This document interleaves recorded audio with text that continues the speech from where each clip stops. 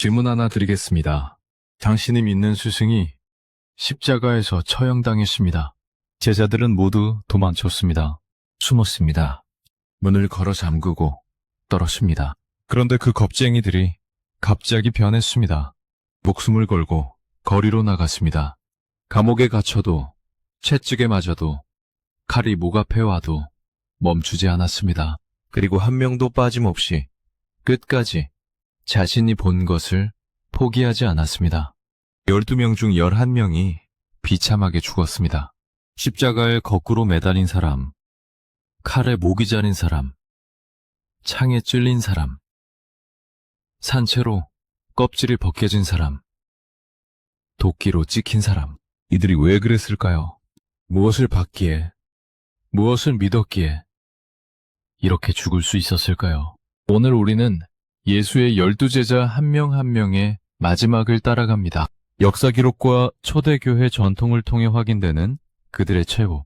이것은 단순한 종교 이야기가 아닙니다. 인간이 무언가를 얼마나 확신했을 때 어디까지 갈 수 있는지를 보여주는 인류 역사상 가장 극적인 이야기입니다. 자, 시작합니다. 먼저 12제자가 누구인지 정리하고 가겠습니다. 베드로, 안드레, 야고보, 요한, 빌립, 바돌로메, 마테, 토마, 알페오의 아들 야고보, 다데오, 시몬, 그리고 가룟 유다. 이 12명이 예수가 직접 선택한 제자들입니다. 유다가 예수를 배반하고 스스로 목숨을 끊은 후 마띠아가 그 자리를 채웁니다. 오늘은 유다를 포함한 원래 12명의 이야기를 모두 다루겠습니다. 가장 먼저 가롯 유다 이야기를 하겠습니다. 많은 분들이 유다를 악인의 대명사로 알고 있습니다. 하지만 유다의 이야기를 제대로 들여다보면 단순히 악인이라고 부르기가 쉽지 않습니다. 유다는 12제자 중 유일하게 갈릴리 출신이 아니었습니다. 유다는 유대지방 출신이었습니다. 그리고 12제자 중 유일하게 재정을 담당했습니다. 예수 공동체의 돈 관리를 맡았다는 건 어느 정도 신뢰를 받았다는 뜻입니다. 유다가 예수를 판 이유에 대해 성경은 여러 가지 힌트를 줍니다.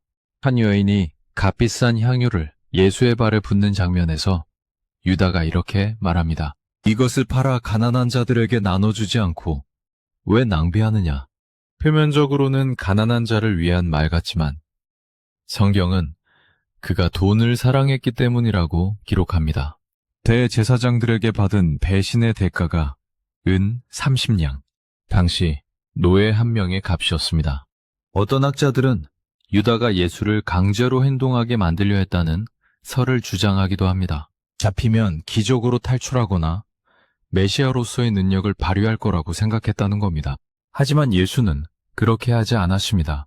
예수가 십자가에서 처형당하자 유다는 후회했습니다. 대제사장들에게 달려가 외쳤습니다. 내가 무죄한 피를 팔았다. 대제사장들이 차갑게 답했습니다. 그게 우리와 무슨 상관이냐? 유다는 받은 30냥을 성전에 던지고 나가서 스스로 목을 매달았습니다. 사도행전에는 그가 거꾸러져 배가 터졌다는 기록도 있습니다. 예수를 판 돈은 피값이라 하여 성전 금고에 넣지 못하고 나중에 이방인의 묘지를 사는데 쓰였습니다. 그 땅이 피밭이라 불렸습니다. 이제 베드로 이야기입니다. 베드로는 12제자 중 가장 유명하고 가장 극적인 인물입니다. 원래 이름은 시몬이었습니다. 예수가 그를 처음 만났을 때 이름을 바꿔줬습니다. 베드로, 즉 반석이라는 뜻으로요. 너는 반석이다. 이 반석 위에 매 교회를 세우겠다. 예수가 직접 교회의 기초로 지명한 인물입니다. 그런데 이 반석이 가장 큰 실수를 저지릅니다. 예수가 체포되던 날 밤 베드로는 대제사장의 뜰까지 따라갔습니다. 그런데 거기서 만난 하녀가 물었습니다. 당신도 저 갈릴리 사람과 함께 있던 사람 아니요? 베드로가 부인했습니다. 아니다. 모르는 사람이다. 3번 물었고 3번 모두 부인했습니다. 3번째, 부인하는 순간 닭이 울었습니다. 예수가 미리 예언했던 대로였습니다. 오늘 닭 울기 전에 네가 3번 나를 부인할 것이다. 베드로는 밖으로 나가 심히 통곡했습니다. 하지만 부활한 예수는 베드로를 찾아갔습니다. 갈릴리 호수가에서 예수는 베드로에게 3번 물었습니다. 네가 나를 사랑하느냐? 베드로가 3번 그렇다고 답할 때마다 예수가 말했습니다. 내 양을 먹이라. 3번의 부인을 3번의 고백으로 회복시킨 겁니다. 그리고 예수가 베드로에게 말했습니다. 네가 늙으면 남이 네 팔을 벌리고 원치 않는 곳으로 데려가리라. 이것이 베드로가 어떻게 죽을지를 암시하는 말이었습니다. 베드로는 예수 부활 이후 초대교회의 핵심 지도자가 됩니다. 오순절날 성령이 임했을 때 군중 앞에 나가 담대하게 설교한 사람이 베드로였습니다. 그날 3,000명이 세례를 받았습니다. 감옥에 갇히고 채찍에 맞고 협박을 받아도 멈추지 않았습니다. 나중에 로마로 가서 복음을 전했습니다. 서기 64년경 로마 황제 네로의 기독교 박해가 시작됐을 때 베드로도 체포됐습니다. 그리고 처형 명령이 내려졌습니다. 십자가형. 베드로가 말했습니다. 나는 내 주님과 같은 방식으로 죽을 자격이 없다. 거꾸로 매달아 달라. 베드로는 십자가에 거꾸로 매달려 죽었습니다. 안석이라는 이름값을 끝까지 했습니다. 안드레는 베드로의 동생입니다. 사실 안드레가 베드로보다 먼저 예수를 만났습니다. 세례 요한의 제자였다가 예수를 따르게 된 안드레가 형 시몬에게 달려가 말했습니다. 우리가 메시아를 만났다. 그렇게 베드로가 예수에게 오게 된 겁니다. 안드레는 비교적 조용한 제자였습니다. 화려한 사건보다는 중요한 연결고리 역할을 했습니다. 오병이어 기적에서 예수에게 보리떡 5개와 물고기 2마리를 가진 아이를 데려온 것도 안드레였습니다. 그리스 사람들이 예수를 만나고 싶다고 했을 때 그 청을 예수에게 전달한 것도 안드레였습니다. 안드레는 훗날 소아시아와 그리스 지방을 다니며 복음을 전했습니다. 그리스의 도시 파트라스에서 체포됐습니다. 총독 에게아테스가 안드레를 처형하기로 했습니다. 십자가형이었는데 안드레에게는 형 베드로와 마찬가지로 일반 십자가가 아닌 X자 모양의 십자가가 사용됐습니다. 안드레는 십자가에 매달린 채 이틀 동안 살아서 군중에게 계속 설교했다고 전해집니다. 오늘날 스코틀랜드의 국기에 그려진 X자 십자가가 바로 안드레의 십자가입니다. 야고보는 요한의 형이고 베드로와 함께 예수의 가장 가까운 세 제자 중 하나였습니다. 예수가 변화산에서 모세와 엘리야와 대화할 때 겟세마네 동산에서 마지막 기도를 드릴 때 함께했던 제자가 베드로, 야고보, 요한이었습니다. 야고보와 요한 형제는 성격이 불같았습니다. 예수가 직접 별명을 붙여줬을 정도입니다. 보아너게, 즉 우레의 아들이라고요. 한 번은 사마리아 마을이 예수를 영접하지 않자 야고보와 요한이 예수에게 물었습니다. 하늘에서 불을 내려 저들을 멸하리이까? 예수가 꾸짖었습니다. 너희 마음이 어떤지 모르느냐? 그 불같은 성격이 나중에는 복음 전파의 열정으로 바뀌었습니다. 야고보는 12제자 중 가장 먼저 순교한 인물입니다. 서기 44년 헤롯 아그리파 1세가 기독교 지도자들을 박해하기 시작했을 때 야고보가 칼에 맞아 죽었습니다. 사도행전 12장에 단 2줄로 기록됩니다. 그가 요한의 형제 야고보를 칼로 죽이니 그 짧은 기록 안에 한 사람의 전부가 담겨 있습니다. 야고보의 동생 요한은 12제자 중 유일하게 자연사한 인물로 전해집니다. 이것 자체가 놀라운 일입니다. 모든 제자가 처형당하는 동안 요한만 살아남았습니다. 하지만 그의 인생이 순탄했던 건 아닙니다. 로마 황제 도미티아누스 시절 요한은 펄펄 끓는 기름가마에 던져지는 고문을 받았다고 전해집니다. 그런데 죽지 않았습니다. 이 사건이 너무 충격적이었는지 오히려 더 많은 사람들이 기독교에 관심을 가졌다고 합니다. 결국 요한은 에게해의 섬 밤모로 유배됐습니다. 그리고 그 유배지에서 그 유명한 요한계시록을 기록했습니다. 로마의 박해와 세계의 종말, 새 하늘과 새 땅에 대한 환상. 이후 에페소로 돌아온 요한은 그곳에서 노년을 보내다 자연사했다고 전해집니다. 죽기 직전까지 제자들에게 계속 같은 말을 반복했다고 합니다. 서로 사랑하라. 서로 사랑하라. 이것이 주님의 계명이니 이것만 지키면 충분하다. 빌립은 갈릴리 베세다 출신으로 안드레, 베드로와 같은 동네 사람이었습니다. 예수가 직접 따르라고 부른 제자입니다. 빌립이 나다나엘에게 달려가 말했습니다. 우리가 모세의 율법과 예언자들이 기록한 그분을 만났다. 나사렛 사람 예수다. 나다나엘이 비웃었습니다. 나사렛에서 무슨 선한 것이 날 수 있겠느냐. 하지만 빌립은 포기하지 않았습니다. 와서 보라. 이 두 마디가 나다나엘을 예수에게로 이끌었습니다. 빌립은 이후 소아시아 지방을 다니며 복음을 전했습니다. 히에라폴리스라는 도시에서 전도 활동을 하다 체포됐습니다. 처형 방식에 대해서는 기록마다 조금씩 다릅니다. 십자가에 거꾸로 매달려 죽었다는 기록도 있고 돌에 맞아 죽은 후 십자가에 매달렸다는 기록도 있습니다. 어느 쪽이든 빌립의 최후는 순교였습니다. 바돌로메는 나다나엘이라는 이름으로도 불린 제자입니다. 처음에 나사렛에서 무슨 선한 것이 나겠느냐고 비웃었지만 예수를 직접 만나고 나서 즉시 믿었습니다. 예수가 나다나엘을 보며 말했습니다. 보라, 이는 참 이스라엘 사람이라. 그 속에 간사한 것이 없도다. 나다나엘이 놀라며 물었습니다. 어떻게 저를 아십니까? 예수가 답했습니다. 빌립이 너를 부르기 전에 내가 무화과나무 아래에 있을 때 내가 너를 보았다. 나다나엘이 즉시 외쳤습니다. 당신은 하나님의 아들이시오. 이스라엘의 왕이시니이다. 바돌로메는 훗날 인도와 아르메니아까지 복음을 전했다고 전해집니다. 아르메니아는 세계 최초로 기독교를 국교로 삼은 나라인데 그 기원에 바돌로메의 전도가 있다고 아르메니아 교회는 주장합니다. 바돌로메의 최후는 12제자 중 가장 끔찍한 것으로 전해집니다. 산채로 껍질이 벗겨지는 형벌을 받은 후 십자가에 거꾸로 매달렸다고 합니다. 이 이야기가 너무나 충격적이어서 미켈란젤로는 시스티나 성당의 최후의 심판 벽화에 바돌로메가 자신의 벗겨진 껍질을 들고 있는 모습을 그렸습니다. 그 껍질의 얼굴은 미켈란젤로 자신의 얼굴이라고 합니다. 마태는 세리였습니다. 세금 징수한. 앞에서도 말씀드렸지만 당시 유대 사회에서 세리는 배신자 취급을 받았습니다. 로마를 위해 동족에게 세금을 거두니까요. 그것도 정해진 세금보다 더 많이 뜯어 중간에서 챙기는 것이 관행이었습니다. 예수가 마태를 제자로 부른 것 자체가 당시로서는 충격적인 사건이었습니다.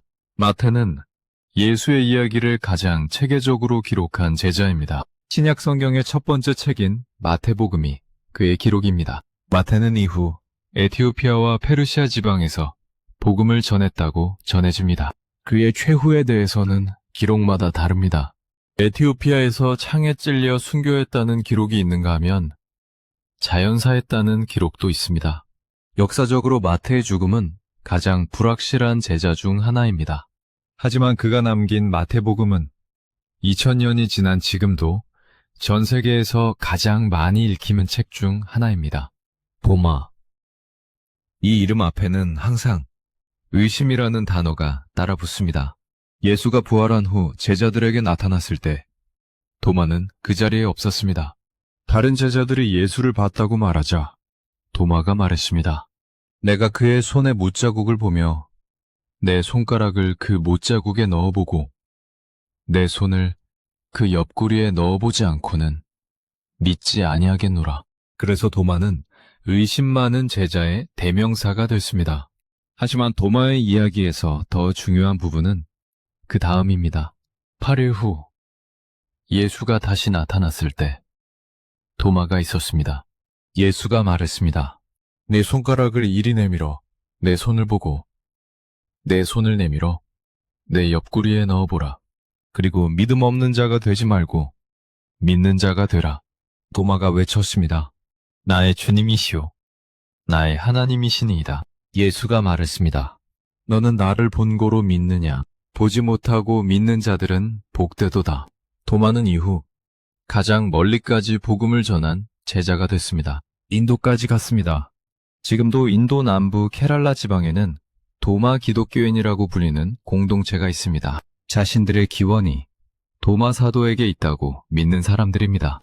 도마는 인도 첸나이 근처에서 창에 찔려 순교했다고 전해집니다.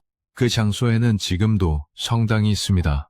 의심 많던 제자가 가장 멀리 가서 가장 외롭게 죽었습니다. 알페오의 아들 야고보는 12제자 중에서 가장 기록이 적은 인물 중 하나입니다.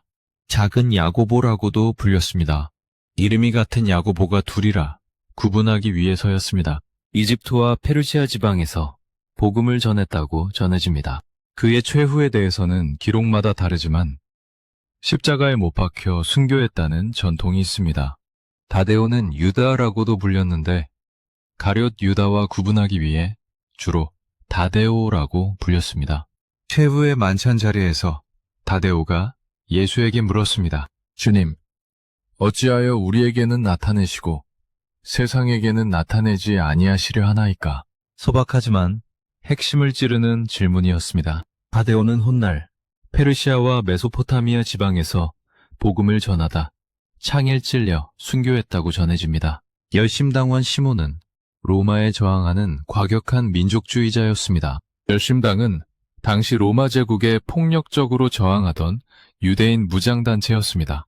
시몬이 같은 제자 중에 마태와 한 팀이었다는 것이 놀랍습니다.